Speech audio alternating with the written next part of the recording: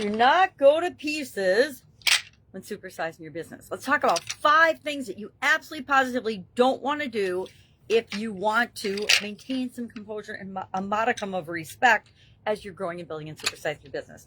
Our idiom today is, of course, to go to pieces. And go to pieces always reminds me of the Patsy Cline song, Fall to Pieces, because my dad was a big Patsy Cline fan and would always play it. And I can't think of go to pieces or fall to pieces without thinking of this song. It, of course, means to become very, very emotional. And we're talking about our emotional goals for next year and this year's annual challenge. So I wanted to find an emotion-related idiom, which was an emotional challenge, as a matter of fact. But it means that we have either an emotional or a mental breakdown. We become unable to think clearly, unable to speak clearly, and unable to control our emotions in a situation because of something unpleasant that's happened usually, or difficulty that we're having, or because of an experience we've had in the past and something triggers it. So what are some things that we want to make sure we absolutely positively, we'll share 5, don't do as we're building and growing and supersizing our business, because they could cause us emotional unrest, us to become distraught, us to struggle more building our business than we absolutely have to. Number 1, don't wait to see what happens before you take action and do things in your business. Don't wait for the perfect time. Don't wait for the funding. Don't wait for anything or anybody.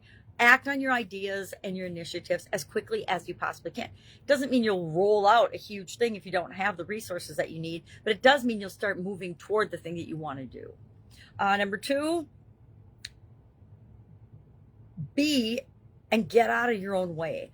One of the biggest mistakes I've made in businesses and growing businesses is not realizing soon enough that I am the bottleneck. I'm the problem that's stalling our growth. And if I just step out of the way and get out of my own way, things will fall into place and things will grow and happen a lot faster than if I'm trying to manage or control them all.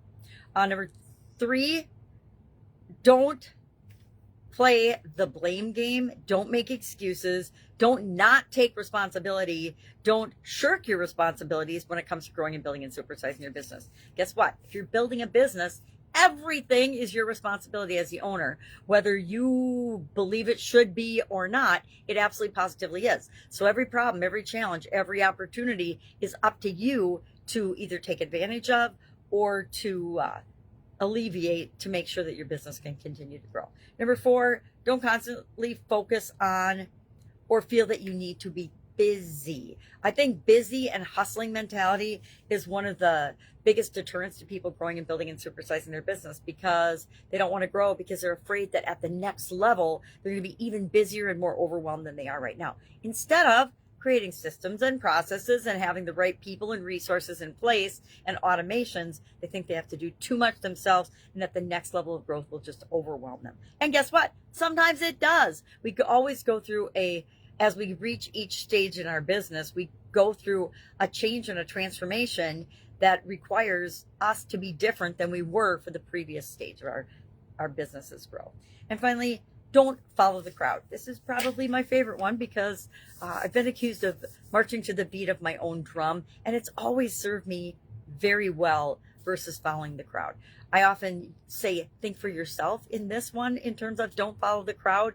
The crowd is often and almost always absolutely going in the wrong direction or wrong about certain things. So if you're following the crowd, if you're listening to the news, if you're believing all the nonsense and stuff on social media, if you're jumping on every bandwagon that comes along, that's following the crowd. And you're going to find that it takes you a whole lot longer to grow and build your business than if you map out your own strategy, map out your own course, and then tweak along the way.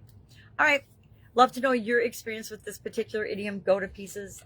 This little guy absolutely went to pieces. He's in the toy and book hospital at my house that needs to be repaired. One of these days I'll sit down and I'll repair everything, but I haven't done it yet. I haven't made it a priority yet because the girls, my granddaughters, have plenty of toys. They don't need me to fix every one that breaks or every book that gets torn immediately. And that way I can roll them out and they'll be like all brand new books and toys again. All right. If I can help you in any way, ask. Otherwise, I'll be with you tomorrow with another interesting idiom. What does it mean? Where does it come from? And how might you use it to build and grow and supersize your business? And sometimes that is by not doing something. If we go to pieces every time a little problem or challenge happens, guess what's going to happen in our organization? Everybody else is going to do the same thing, and pretty soon we'll be dysfunctional and out of business. Have a great day, and I'll be with you tomorrow.